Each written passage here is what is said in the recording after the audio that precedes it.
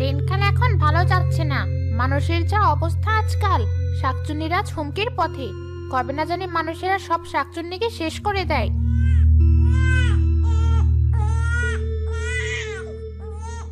এই দেখো যন্ত্রণা। এমনিতেই মনে হয় দুনিয়াতে মানুষের অভাব পড়েছে, তবু প্রতিদিন মানুষের নতুন বাচ্চা জন্ম নিচ্ছে। থামার কোনো নাম নেই। কানটা ঝালাপালা করে ফেললো কাঁদতে কাঁদতে। আজ ওকে গলা টিপে মেরে হলেও ওর কান্না থামাবো আমি।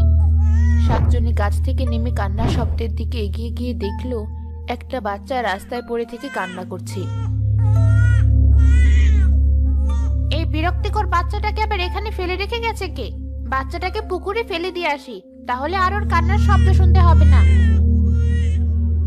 কে কে এসেছো? আমাকে একটু সাহায্য করো। মাটিতে নামার সাথে সাথে আমার পা কেটে নিয়ে ধরলো। শাকচুন্নি হয়েও ভয় পেয়ে গিয়েছিলাম। কে আমার পা ধরেছিস? ছাড় বলছি। আমার মেয়েটাকে বাঁচাও তুমি। আমি ছাড়া ওর আর এই দুনিয়াতে কেউ নেই। ওকে একটু দেখে রেখো তুমি। আমার চেহারা দেখেছিস তুই? আমি মানুষ নই। তোর মেয়েকে কোন দুঃখে দেখতে যাব আমি? নিজের মেয়েকে নিজে সামলে রাখতে পারিস না? শুধু শুধু কান্নাকাটি করে সবার শান্তি নষ্ট করছে। ও খুব ভয় পেয়েছে, তাই কাঁদছে। তুমি ওকে কোলে তুলে নিয়ে একটু সান্ত্বনা দিলেই ও আবার শান্ত হয়ে যাবে। আমি আমার বাচ্চাকে দেখে রাখতাম, কিন্তু তুমি তো দেখতেই পাচ্ছ আমার হাতে বেশি সময় নেই। এ কি? তোর মাথা থেকে রক্ত পড়ছে কেন? কি হয়েছে তোর? একটা খারাপ দুর্ঘটনার কবলে পড়েছিলাম আমি। কোনো রকমে আমার মেয়েটাকে দূরে ছড়ে দিয়ে বাঁচাতে পেরেছি, কিন্তু নিজেকে রক্ষা করতে পারিনি। তুমি একটু দেখো আমার মেয়েটা ঠিক আছে কিনা, আর আমাকে কথা দাও আমার মেয়েকে দেখে রাখবে, নয়তো আমি তোমার পা ছাড়বো না। আচ্ছা, কথা দিলাম দেখে রাখবো। এবার তো আমার পা ছাড়। একদিকে তোর মেয়ের কান্না, আরেকদিকে তোর পা টানাটানিতে অতিষ্ঠ হয়ে গেলাম আমি। যাক, এবার অন্তত আমি শান্তিতে মরতে পারবো। এই মহিলা দেখি সত্যি সত্যিই মরে গেছে। আর একটু অপেক্ষা করলেই পারতাম। শুধু শুধু এই মহিলাকে কথা দিয়ে বিপদে পড়লাম। শাকচুন্নি হলেও আমি তো আবার কথা দিয়ে কথা ভাঙতে পারি না। গিয়ে দেখি বাচ্চারা ঠিক আছে নাকি। শাকচুন্নি বাচ্চাটাকে কোলে তুলে নিয়ে সব ঠিক আছে দেখার পর তাকে নিয়ে তার কাছে গেল। কে রে, তুইও দেখি তোর মায়ের মতো ড্যাব ড্যাব চোখে তাকিয়ে আছিস আমার দিকে। আমার চেহারা দেখে ভয় পাস না নাকি? কি রে পেঁচি শাকচুন্নি, একা একা কি বকবক করছিস? চল খাবার খুঁজতে যাই।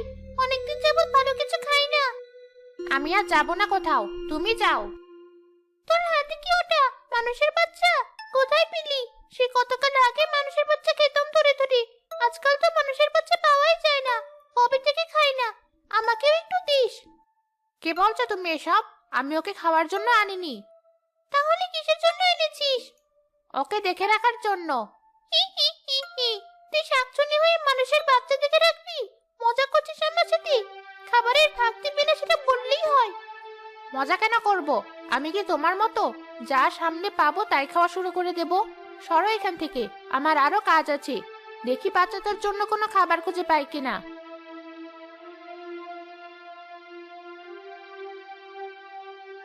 ওর মাথা পুরোই গেল নাকি? থাক, বাচ্চাটাকে আপাতত খাওয়া ভালোভাবে।